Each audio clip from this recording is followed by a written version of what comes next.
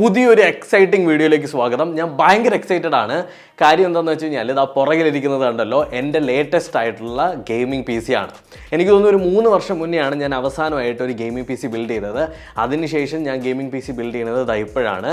അപ്പോൾ എന്തൊക്കെ സ്പെസിഫിക്കേഷൻസ് ആണ് ഇതിനകത്ത് ഞാൻ യൂസ് ചെയ്തിട്ടുള്ളത്, അതുപോലെ തന്നെ ഇതിൻ്റെ ഒരു ഡീറ്റെയിൽഡ് ആയിട്ടുള്ള ഒരു ഗെയിമിംഗ് പെർഫോമൻസും ഇതിനകത്ത് ഞാൻ കാണിക്കുന്നുണ്ട്. അതിനകത്ത് കുറേ കാര്യങ്ങൾ നമ്മളൊരു കമ്പാരിസൺ ഒക്കെ ചെയ്യുന്നുണ്ട്. അപ്പോൾ നിങ്ങൾക്ക് യൂസ്ഫുൾ ആയിട്ടുള്ള വീഡിയോ ആണ്. 2 ലക്ഷം രൂപയാണ് ഈ ഒരു പി സിയുടെ കോസ്റ്റ് എന്ന് പറയുന്നത്. ഈ ഒരു പി സി എനിക്ക് ബിൽഡ് ചെയ്യാനും ഇതിനകത്ത് കുറച്ച് ഇഷ്യൂസ് വന്നിരുന്നു. അതെല്ലാം സോൾവ് ചെയ്യാനായിട്ട് എന്നെ ഹെൽപ്പ് ചെയ്തത് ഗീക്ബോസ് ആണ്. അപ്പോൾ ഗീക്ബോസ് സ്റ്റോർ നിങ്ങൾക്ക് അറിയില്ല എന്നുണ്ടെങ്കിൽ കേരളത്തിലെ തന്നെ ഏറ്റവും ബെസ്റ്റ് ആയിട്ടുള്ള പി സി ബിൽഡിംഗ് ഷോറൂമാണ്. അപ്പോൾ നിങ്ങൾക്ക് അവരുടെ കോൺടാക്ട് നമ്പേഴ്സ് എല്ലാം ഞാൻ ഡിസ്ക്രിപ്ഷനിൽ കൊടുത്തിരിക്കാം. നിങ്ങൾക്ക് എൻ്റെ പി സി കണ്ടിട്ട് പുതിയൊരു പി സി ബിൽഡ് ചെയ്യണമെന്നുണ്ടെങ്കിൽ അവരെ കോൺടാക്ട് ചെയ്യുന്നതാണ്. ഫസ്റ്റ് തിങ് ഫസ്റ്റ്, എന്നെ പണ്ട് മുതലേ ഫോളോ ചെയ്യുന്നവർക്കറിയാം, എനിക്ക് വൈറ്റ് കളർ മിനിമൽ പി സിയോട് ഭയങ്കര ഇഷ്ടമാണ്. എനിക്ക് ആർഭാടവും ഭയങ്കര കളർഫുൾ ആയിട്ടുള്ള സാധനങ്ങളൊന്നും ഇഷ്ടമേ അല്ല. എനിക്ക് ഭയങ്കര ക്ലീൻ ആയിരിക്കണം, ഭയങ്കര മിനിമൽ ആയിരിക്കണം. അതുമാത്രമല്ല വൈറ്റ് കളർ ക്യാബിനറ്റ് എൻ്റെ ഫേവറേറ്റ് ആണ്. കാര്യം നമ്മുടെ സ്ട്രീമിംഗ് പി സി വൈറ്റ് കളറാണ്, അതുപോലെ തന്നെ നമ്മുടെ ഗെയിമിംഗ് പി സി വൈറ്റ് കളറാണ്, നമ്മുടെ ഐമാക് വൈറ്റ് കളറാണ്. അപ്പോൾ ലേറ്റസ്റ്റ് ആയിട്ട് ഞാൻ എടുത്തിട്ടുള്ള എൻ്റെ ഗെയിമിംഗ് പി സിയും വൈറ്റ് കളർ തന്നെയാണ്. അപ്പോൾ നമുക്ക് ഓരോന്നായിട്ട് നോക്കാം. ആദ്യം ഫസ്റ്റ് ആയിട്ട് നമുക്ക് വേണ്ടത് ക്യാബിനറ്റ് ആണല്ലോ. ക്യാബിനറ്റിനായിട്ട് ഞാൻ ഇതിനകത്ത് എടുത്തിട്ടുള്ളത് NCXTയുടെ H7 ഫ്ലോ എന്ന് പറഞ്ഞിട്ടുള്ള ഒരു ക്യാബിനറ്റ് ആണ്. അതിൻ്റെ വൈറ്റ് കളറാണ് ഞാൻ ചൂസ് ചെയ്തിട്ടുള്ളത്. ഇതെന്തുകൊണ്ട് ഞാൻ ചൂസ് ചെയ്തു എന്നുള്ളതിന് കുറച്ച് കാര്യങ്ങളുണ്ട്. ഒന്നാമത്തത്, നല്ല സ്പേഷ്യസ് ആയതുകൊണ്ട് തന്നെ എനിക്ക് ഫ്യൂച്ചർ അപ്ഗ്രേഡിന് കുറച്ച് ഹെൽപ്ഫുൾ ആവും തോന്നി. അതുമാത്രമല്ല ഇതിൻ്റെ ഡിസൈൻ ഭയങ്കര ഇഷ്ടപ്പെട്ടു. എനിക്ക് ഏറ്റവും ഇഷ്ടപ്പെട്ടത് ഇതിൻ്റെ പവർ ബട്ടൺ ആണ്. ഒരു റൗണ്ട് ഷേപ്പിൽ ഭയങ്കര മിനിമലായിട്ടുള്ള സാധനം, ജസ്റ്റ് അത് തൊടാൻ തന്നെ ഭയങ്കര സുഖമാണ്. അതുമാത്രമല്ല ഇതിൻ്റെ സൈഡിലുള്ള പാനലില്ലേ, അതായത് ഈ ഒരു പാനൽ, ഇത് ഇളക്കിയെടുക്കാനും ഭയങ്കര എളുപ്പമാണ്. നോർമലി നമുക്ക് ഒരു ട്രാക്കിലൂടെ ഇങ്ങനെ കയറ്റി വെക്കേണ്ട ആവശ്യമൊക്കെ ഉണ്ട്. ഇത് ജസ്റ്റ് ഇതാ ഞാൻ കാണിച്ചു തരാം, കണ്ടോ,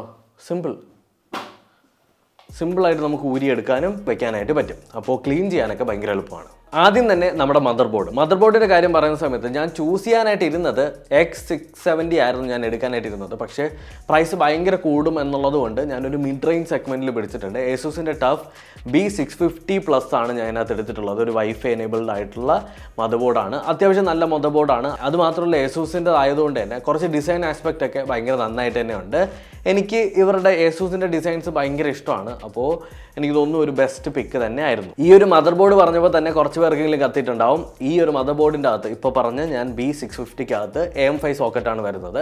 Ryzen 5 7600X ആണ് ഞാനകത്ത് ഉപയോഗിക്കുന്നത്. 6 കോറ് 12 ത്രെഡുള്ള ഒരു പ്രൊസസ്സറാണ്.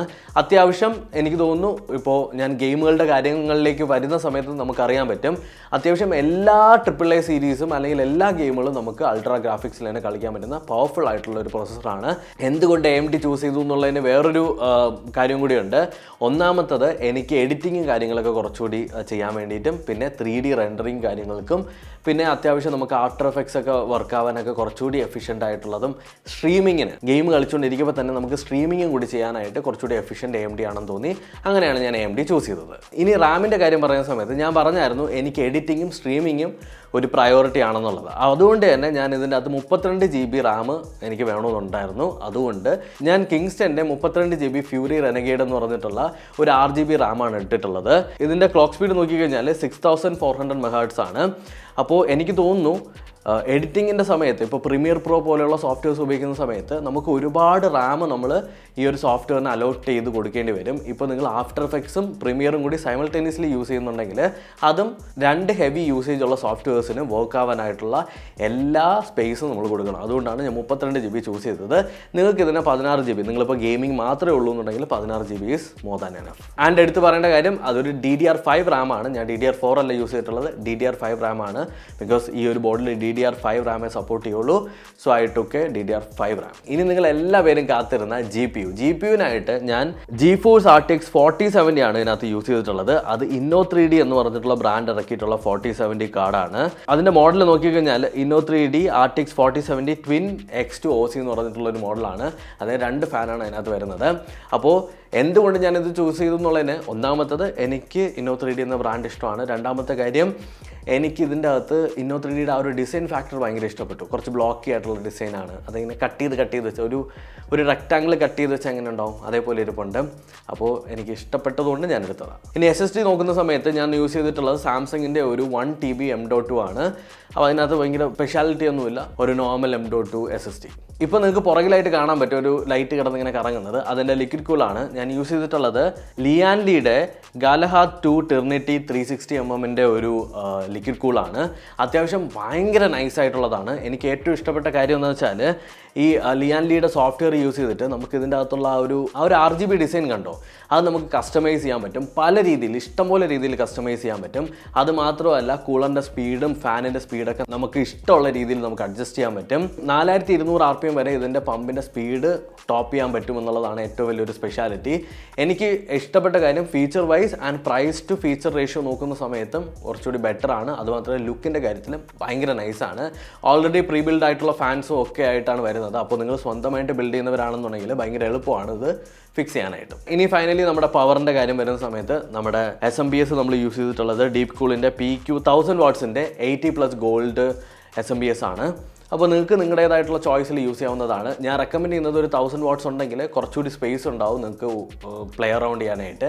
ഒരു 850 ഒക്കെ മതിയാവും. എന്നാലും 1000 എടുക്കാൻ പറ്റിക്കഴിഞ്ഞാൽ അത്രയും നല്ലത്. ഞാനിതിനകത്ത് നേരത്തെ പറഞ്ഞ പോലെ തന്നെ കുറേ കാര്യങ്ങൾ ഫ്യൂച്ചർ അപ്ഗ്രേഡിന് വേണ്ടിയിട്ട് ഒരു സ്പേസ് ഒരുക്കി വെച്ചിട്ടുണ്ട്. നിങ്ങൾക്ക് അങ്ങനെ വേണമെന്നില്ല. നിങ്ങൾക്ക് വേണമെങ്കിൽ ഇതിന് ഒരു 1,50,000, 1,60,000, 70,000 അകത്തും നിർത്താൻ പറ്റും കേട്ടോ. ഇനി നമ്മുടെ ബിൽഡ് മൊത്തത്തിൽ നോക്കിക്കഴിഞ്ഞാൽ ഭയങ്കര മിനിമൽ ആയിട്ടുള്ള ബിൽഡാണെന്ന് ഞാൻ ആദ്യമേ പറഞ്ഞു. ഇതിനകത്ത് എനിക്ക് ഓവർ ആയിട്ടുള്ള RGB പരിപാടികളൊന്നും ഇഷ്ടമല്ല. RAM RGB ആണ് ഞാൻ എടുത്തത്. ആ ഒരു റാമിൻ്റെ ബ്രൈറ്റ്നസ് കണ്ടോ, അതുപോലും എനിക്ക് അത്രയ്ക്ക് ഇഷ്ടപ്പെട്ടിട്ടില്ല. ബട്ട് സ്റ്റിൽ അത്യാവശ്യം ആ ഒരു കൂളറിൻ്റെ ആ ഒരു ലൈറ്റും പിന്നെ ആ റാമിൻ്റെ ലൈറ്റും മാത്രം മതി. അത്യാവശ്യം ഞാൻ സാറ്റിസ്ഫൈഡ് ആണ്. എനിക്ക് ഇങ്ങനെയുള്ളൊരു സെറ്റപ്പാണ് വേണ്ടത്. എന്നെ നന്നായിട്ട് ഫോളോ ചെയ്യുന്നവർക്കറിയാം എനിക്ക് RGB എന്ന് പറയുന്നത് അത്ര ഇഷ്ടമുള്ള കാര്യമല്ല. അത്യാവശ്യം വേണം എന്നുള്ളത് മാത്രം, ആ ഒരു ലുക്കിന് വേണ്ടിയിട്ട്. ഓവർ ആവാനും പാടില്ല, എന്നാൽ ഒട്ടും കുറയാനും പാടില്ല. ഇനി നമ്മുടെ പെർഫോമൻസിൻ്റെ കാര്യത്തിൽ വരാം. ഗെയിമിംഗ് പെർഫോമൻസിലേക്ക് കടക്കുന്നതിന് മുന്നേ ഞാൻ ഈ ഒരു PC ബിൽഡ് ചെയ്ത് കഴിഞ്ഞ ഉടനെ സ്ട്രെസ് ടെസ്റ്റ് നടത്തിയായിരുന്നു. അതായത് 15 മിനിറ്റ് 100% ലോഡിൽ ഈ ഒരു PC നമ്മൾ ഓടിക്കുന്ന സമയത്ത് CPU-ൻ്റെ ടെമ്പറേച്ചർ ഏകദേശം ഒരു 75 ഡിഗ്രി സെൽഷ്യസ് ആണ് വരുന്നത്. ഇനി നമ്മുടെ മദർ ബോർഡിൻ്റെ ടെമ്പറേച്ചർ നോക്കിക്കഴിഞ്ഞാൽ 45 ഡിഗ്രി സെൽഷ്യസോളം വരുന്നുണ്ട്. അതായത് നമ്മളിപ്പോൾ ഒരു ഗെയിം കളിക്കുന്ന സമയത്ത് എങ്ങനെ പോയാലും 100% CPU ആൻഡ് GPU ലോഡ് എടുക്കില്ല. അങ്ങനെ എടുത്തു കഴിഞ്ഞാലുള്ള കേസാണ് ഈ ഒരു 75 ഡിഗ്രി സെൽഷ്യസ് എന്ന് പറയുന്നത്. ഗെയിം കളിക്കുന്ന സമയത്ത് എനിക്ക് അറൗണ്ട് ഒരു 50 to 65, 67 അകത്തൊക്കെ നിൽക്കുന്നുണ്ട് ടെമ്പറേച്ചർ. CPU ആണെങ്കിലും GPU ആണെങ്കിലും. മാക്സ് ഔട്ട് ചെയ്യുന്ന സമയത്ത് ഏകദേശം ഒരു 1 മണിക്കൂർ 2 മണിക്കൂറിന് മേലൊക്കെ കളിക്കുന്ന സമയത്താണ് ഈ ഒരു റേഞ്ച്, ഈ ഒരു 60 റേഞ്ച് തന്നെ വരുന്നത്. അപ്പോൾ ഇതിൻ്റെ ടെമ്പറേച്ചർ വൈസ് ഭയങ്കര അടിപൊളിയാണ്, ഒന്നും പറയാനില്ല, കിടില സാധനം. ഇനി നമ്മുടെ ഗെയിമിംഗ് ടെസ്റ്റ് നോക്കാം. ഓക്കെ, ഗെയിമിംഗ് ടെസ്റ്റിൽ നോക്കുന്ന സമയത്ത് നമ്മുടെ Inno3Dയുടെ 4070 കാർഡാണ് നമ്മൾ യൂസ് ചെയ്തിട്ടുള്ളത്. അപ്പോൾ ഇതിൻ്റെ അകത്ത് ഏറ്റവും ലേറ്റസ്റ്റ് ആയിട്ടുള്ള DLSS 3 സപ്പോർട്ട് ചെയ്യുന്നുണ്ട്. അതുപോലെ തന്നെ റേ ട്രേസിങ്, NVIDIA റിഫ്ലക്സ്, ഇതേപോലുള്ള പല ഫീച്ചേഴ്സും ഇതിനകത്തുണ്ട്. അപ്പോൾ ഓരോന്നായിട്ട് ഞാൻ പറഞ്ഞുതരാം എന്താണ് DLSS 3, എന്താണ് NVIDIA റിഫ്ലക്സ് എന്നൊക്കെ ഉള്ളത്.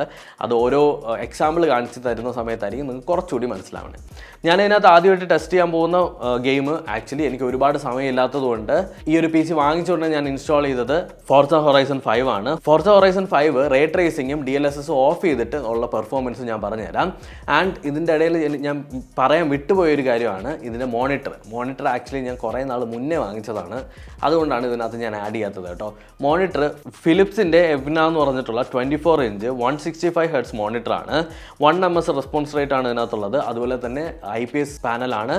G-Sync സപ്പോർട്ട് ചെയ്യുന്നുണ്ട്, ഫ്രീ സിങ്ക് സപ്പോർട്ട് ചെയ്യുന്നുണ്ട്. സോ സൂപ്പർ ആയിട്ടുള്ള ഒരു മോണിറ്ററാണ്. 100% സാറ്റിസ്ഫൈഡ്. എനിക്ക് തോന്നുന്നു പ്രൈസ് അറൗണ്ട് ഒരു 12,000 or 30,000 എന്തോ വരുന്നുള്ളൂ. ഭയങ്കര നല്ലതാണ്. ഈ ഒരു സ്ക്രീൻ റെക്കോർഡിങ്ങിൻ്റെ ലെഫ്റ്റ് സൈഡിൽ മേളിലായിട്ട് നിങ്ങൾ നോക്കിക്കഴിഞ്ഞാൽ അറിയാൻ പറ്റും CPU-ൻ്റെ ടെമ്പറേച്ചറും അതുപോലെ തന്നെ GPU-ൻ്റെ ടെമ്പറേച്ചറും നമ്മുടെ FPS നോക്കുന്ന സമയത്ത് നമുക്ക് ഏതാണ്ട് 140 to 147 FPS-ഓളം നമുക്ക് കിട്ടുന്നുണ്ട്. മാക്സ് ഔട്ട് ചെയ്യുന്ന സമയത്ത് 150, 157 പോകുന്നുണ്ട്. ഇതിൻ്റെ അകത്ത് ഗ്രാഫിക്സ് സെറ്റിങ്സ് നോക്കിക്കഴിഞ്ഞാൽ Forza Horizon 5 ഞാൻ അൾട്രാ മാക്സ് ഗ്രാഫിക്സിൽ, അതായത് ഇനി ഗ്രാഫിക്സ് കൂട്ടാനൊന്നുമില്ല, മാക്സ് ഔട്ട് ചെയ്തിട്ടാണ് ഇട്ടിട്ടുള്ളത്. ആക്ച്വലി Forza Horizon 5 എന്ന് പറഞ്ഞിട്ടുള്ള ഗെയിം ഭയങ്കര ഗ്രാഫിക് ഇൻറ്റൻസീവ് ആയിട്ടുള്ള ഗെയിമാണ്. അതുകൊണ്ട് തന്നെ ഒരു പ്രോപ്പർ ആയിട്ടുള്ള ഒരു പെർഫോമൻസ് റേഷ്യോ നിങ്ങൾക്ക് ഇതിനകത്ത് കാണാൻ പറ്റും. അതായത് പെർഫോമൻസ് അറിയാനായിട്ട് പറ്റും. അതിന് വേണ്ടിയിട്ടാണ് ഞാൻ Forza Horizon 5 തന്നെ നിങ്ങൾക്ക് വേണ്ടി കാണിക്കുന്നത്. ഇപ്പോൾ നോക്കിക്കഴിഞ്ഞാൽ അറിയാൻ പറ്റും DLSS-ഉം അതുപോലെ തന്നെ റേ ട്രേസിങ്ങും ഓഫ് ചെയ്ത് കഴിഞ്ഞിട്ട് നമുക്ക് കിട്ടുന്നത് 140 to 147 FPS-ഓളമാണ്. ഇതിൻ്റെ ഇടയ്ക്കൊക്കെ നിൽക്കും. മാക്സ് ഔട്ട് ചെയ്യുമ്പോൾ നേരത്തെ പറഞ്ഞ പോലെ തന്നെ 150 വരെ പോകുന്നുണ്ട്. 1080p-ലാണ് നമ്മൾ ഗെയിം കളിക്കുന്നത്. ഇതൊരു 1080p മോണിറ്റർ ആയതുകൊണ്ട് തന്നെ എനിക്കെന്തോ ഒരുപാട് വലിയ സൈസുള്ള മോണിറ്ററിൽ ഗെയിം കളിക്കുന്നത് ഇഷ്ടമല്ല. 24 to 27 അതാണ് എൻ്റെ ഒരു സ്വീറ്റ് സ്പോട്ട്. അപ്പോൾ അതുകൊണ്ടാണ് ഞാൻ 24 എടുത്തത്. നിങ്ങൾക്ക് വേണമെങ്കിൽ ഈ ഒരു ഗ്രാഫിക് കാർഡ് ഉപയോഗിച്ചിട്ട് നിങ്ങൾക്ക് 2Kയിൽ വേണമെങ്കിലും ഗെയിം കളിക്കാവുന്നതാണ്, അത്യാവശ്യം നല്ല FPS-ൽ. ഇത്രയും നേരം നിങ്ങൾ കണ്ടുകൊണ്ടിരുന്നത് റേ ട്രേസിംഗ് ഓഫ് ചെയ്തതിന് ശേഷമാണ്. ഇനി റേ ട്രേസിംഗ് ഓൺ ആക്കി കഴിഞ്ഞാൽ ഇതായിരിക്കും ലുക്ക് എന്ന് പറയുന്നത്. നിങ്ങൾക്ക് കാണാൻ പറ്റും ആ ഒരു കാറിൻ്റെയൊക്കെ റിഫ്ലക്ഷനും റോഡിലുള്ള റിഫ്ലക്ഷനും കാറ് സൺലൈറ്റിൻ്റെ ഓപ്പോസിറ്റ് വരുന്ന സമയത്തുള്ള മൈന്യൂട്ടായിട്ടുള്ള ഡീറ്റെയിൽസും ടെക്സ്ചേഴ്സൊക്കെ എന്തുമാത്രം ഇമ്പ്രൂവ് ചെയ്തിട്ടുള്ളത് എന്നുള്ളത്. റേ ട്രേസിംഗ് എന്താണെന്ന് വെച്ചാൽ റിയൽ ടൈം ആയിട്ടുള്ള റിഫ്ലക്ഷൻസ് ഒക്കെ ഭയങ്കര റിയലിസ്റ്റിക് ആയിരിക്കും. ഇത് ആക്ച്വലി ഒരു ഒറിജിനൽ കാർ ഓടുന്നത് പോലെ തന്നെ ഉണ്ടാവും. നിങ്ങൾക്ക് എങ്ങനെ നോക്കിക്കഴിഞ്ഞാലും ആ ഒരു കാർ വളയുന്ന സമയത്തും ആ ഒരു കാറിൻ്റെ റിമ്മിലുള്ള റിഫ്ലക്ഷൻസും ഗ്ലാസ്സിലുള്ള റിഫ്ലക്ഷൻസും ബ്രേക്ക് ലൈറ്റിൻ്റെ ആ ഒരു റിഫ്ലക്ഷൻസും ബ്രേക്ക് ലൈറ്റും ഇതൊക്കെ സൂക്ഷിച്ച് നോക്കിക്കഴിഞ്ഞാൽ എത്രത്തോളം ബ്യൂട്ടിഫുൾ ആണെന്ന് കാണാൻ പറ്റും. ആൻഡ് ഈ ഒരു സമയത്ത് നമ്മുടെ FPS കുറച്ച് സീൻ ആവുന്നുണ്ട്. അതായത് ഒരു 129 to 135 കുറയുന്നുണ്ട്. കാര്യം എന്ന് വെച്ചാൽ റേ ട്രേസിംഗ് നമ്മൾ എനേബിൾ ചെയ്തിട്ടുണ്ട്. അതുമാത്രമല്ല അൾട്രാ മാക്സ് ഗ്രാഫിക്സിലാണ് നമ്മൾ കളിക്കുന്നത്. ഇനിയാണ് ഏറ്റവും ഇമ്പോർട്ടൻ്റ് ആയിട്ടുള്ള കാര്യം പറയാൻ പോകുന്നത്, അതായത് നമ്മുടെ DLSS എന്താണെന്ന് ചോദിച്ചു കഴിഞ്ഞാൽ ഒരു AI ബേസ്ഡ് ആയിട്ടുള്ള ഒരു NVIDIAയുടെ ഒരു ഫീച്ചറാണ്. ഇതിൻ്റെ അകത്ത് എന്താ ചെയ്യുന്നത് വെച്ചാൽ നമ്മുടെ ഗെയിമിൻ്റെ ഗ്രാഫിക് ക്വാളിറ്റിയും അതുപോലെ തന്നെ FPS-ഉം ബൂസ്റ്റ് ചെയ്യും. അതായത് നിങ്ങളുടെ ക്വാളിറ്റി കുറയത്തുമില്ല, FPS നല്ലതുപോലെ കിട്ടും. ഇപ്പോൾ ഞാൻ ഒരു കമ്പാരിസൺ നിങ്ങൾക്ക് കാണിച്ചു തരാം. DLSS ഓഫ് ആക്കിയിട്ട് ലെഫ്റ്റ് സൈഡിൽ നിങ്ങൾക്ക് കാണാൻ പറ്റും, DLSS ഓൺ ആക്കിയിട്ട് നിങ്ങൾക്ക് റൈറ്റ് സൈഡിൽ കാണാൻ പറ്റും. ഒന്ന് കണ്ടു നോക്കിയാൽ എന്തുമാത്രം FPS ഡിഫറൻസാണ് വരുന്നത് എന്നുള്ളത്. DLSS ഓഫ് ആക്കുന്ന സമയത്ത് നമുക്കൊരു 129 കിടന്നത് DLSS ഓൺ ആക്കി കഴിയുമ്പോൾ നമുക്ക് 165 കോൺസ്റ്റൻ്റ് ആയിട്ട് കിട്ടുന്നുണ്ട്. അല്ലെങ്കിൽ 165, 160 കിട്ടുന്നുണ്ട്. ഭയങ്കര സ്മൂത്താണ്. ശരിക്കും പറഞ്ഞാൽ ഇത് എനിക്ക് വീഡിയോ എടുത്ത് അല്ലെങ്കിൽ റെക്കോർഡ് ചെയ്ത് കാണിച്ചു തരപ്പോൾ ലിമിറ്റേഷൻസ് ഉണ്ട്. കാര്യം നിങ്ങൾക്ക് ഈ ഒരു വീഡിയോ കാണാൻ പറ്റുന്നത് 24 FPS-ലായിരിക്കും. അതിൻ്റെ ഒരു പരിമിതങ്ങളുണ്ട്. അതൊഴിച്ച് കഴിഞ്ഞാൽ നിങ്ങൾക്കിപ്പോൾ റിയൽ ലൈഫിൽ എക്സ്പീരിയൻസ് ചെയ്യുമ്പോൾ ഭയങ്കര ഹ്യൂജ് ആയിട്ടുള്ള ഡിഫറൻസ് ആണ്. പ്യുവർ സാധനം പ്യുവർ സാധനം അത് നിങ്ങൾ എക്സ്പീരിയൻസ് ചെയ്യണം. ആക്ച്വലി എത്രത്തോളം നമ്മുടെ ടെക്നോളജി വളരുന്നുണ്ട്, DLSS 3 പോലെയുള്ള ടെക്നോളജീസ് എത്രത്തോളം നമ്മുടെ യൂസേജിൽ ഇമ്പാക്റ്റ് ഉണ്ടാക്കുന്നു എന്നുള്ളത് നമുക്ക് കാര്യമായിട്ട് മനസ്സിലാവും. സൂപ്പർ സാധനം എന്ന് വെച്ചാൽ സൂപ്പർ സാധനം. Inno3Dയുടെ 4070 ബെസ്റ്റ് ഗ്രാഫിക് കാർഡ്. ലൈക്ക് ഇതിൻ്റെ അകത്ത് യൂസ് ചെയ്യാൻ പറ്റിയ ബെസ്റ്റ് സാധനം, സൂപ്പർ സാധനം. അതുമാത്രമല്ല ഗെയിമിൻ്റെ ടോട്ടൽ ക്വാളിറ്റി തന്നെ നല്ല രീതിയിൽ ഇമ്പ്രൂവ് ആവും. ആ ഒരു മോഷൻ ബ്ലറും കാര്യങ്ങളൊക്കെ ഭയങ്കര സ്മൂത്താണ്.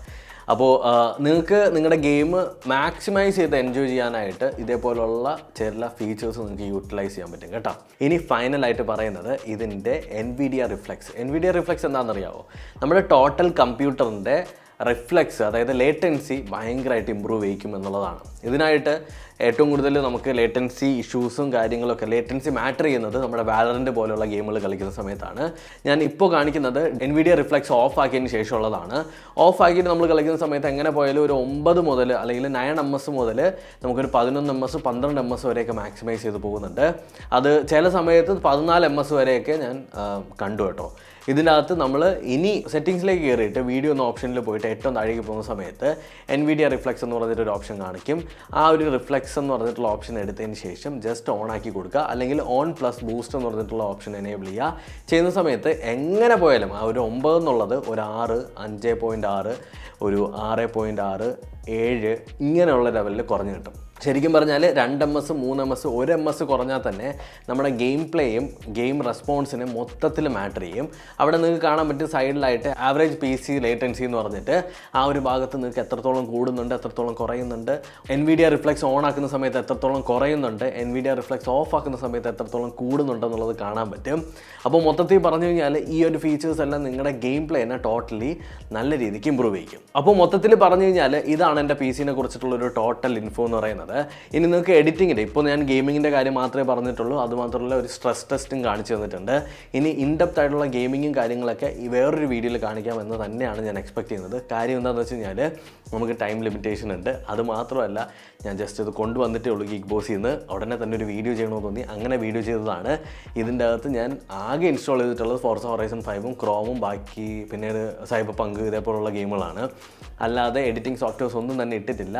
ഇനി എഡിറ്റിംഗ് സോഫ്റ്റ്വെയർസ് ഓരോന്നായിട്ട് കൊണ്ടുവരണം, എൻ്റെ ലട്ട് പാക്കുകൾ കൊണ്ടുവരണം, അങ്ങനെയുള്ള ഒരുപാട് പ്രോസസ്സുകളുണ്ട്. അപ്പോൾ എല്ലാം ചെയ്തിട്ട് എൻ്റെ ഒരു മൊത്തത്തിലുള്ള റിവ്യൂ, ഒരു എക്സ്പീരിയൻസ് ഞാൻ പറയുന്നുണ്ടാവും. അപ്പോൾ ഡോണ്ട് വെറി ഗൈസ്. എൻ്റെ ഒരു കമ്പ്യൂട്ടർ നിങ്ങൾക്ക് ഇഷ്ടപ്പെട്ടു എന്നുണ്ടെങ്കിൽ നിങ്ങൾക്ക് ഇതേ സ്പെക്കാണ് വേണ്ടതെന്നുണ്ടെങ്കിൽ ഞാൻ ഡിസ്ക്രിപ്ഷനിൽ കൊടുത്തിരിക്കാം. അതുമാത്രമല്ല Geekboz-ൻ്റെ കോൺടാക്ട് ഡീറ്റെയിൽസ് കൊടുത്തിരിക്കാം. നിങ്ങൾക്ക് വേണമെങ്കിൽ Geekboz-ൽ പോയിട്ട് നിങ്ങളുടെ ഒരു കിഡിലം PC നിങ്ങൾക്ക് ബിൽഡ് ചെയ്യിക്കാവുന്നതാണ്. അതുമാത്രമല്ല ഈ ഒരു ഇൻഡസ്ട്രി ഭയങ്കരമായിട്ട് അപ്ഡേറ്റ് ചെയ്തുകൊണ്ടിരിക്കുകയാണ്. അപ്പോൾ അപ്ഡേറ്റ് ആവുന്ന സമയത്ത് നിങ്ങൾക്ക് അപ്ഗ്രേഡ് ചെയ്യാനും പറ്റും. അപ്പോൾ ഇത്രയേ ഉള്ളൂ വീഡിയോ. ഈ വീഡിയോ ഇഷ്ടപ്പെട്ടു എന്ന് തന്നെയാണ് കരുതുന്നത്. ഇതിനകത്ത് എനിക്ക് തരാൻ പറ്റുന്ന ലിങ്കുകളെല്ലാം ഞാൻ ഡിസ്ക്രിപ്ഷനിൽ കൊടുത്തിട്ടുണ്ട്. Thank you so much for watching guys. And ഈ ഒരു വീഡിയോയെ കുറിച്ചിട്ടുള്ള അഭിപ്രായം ഒന്ന് കമൻറ്റ് സെക്ഷനിൽ കമൻറ്റ് ചെയ്യുക. അടുത്തൊരു വീഡിയോയിൽ കാണാം. ബൈ.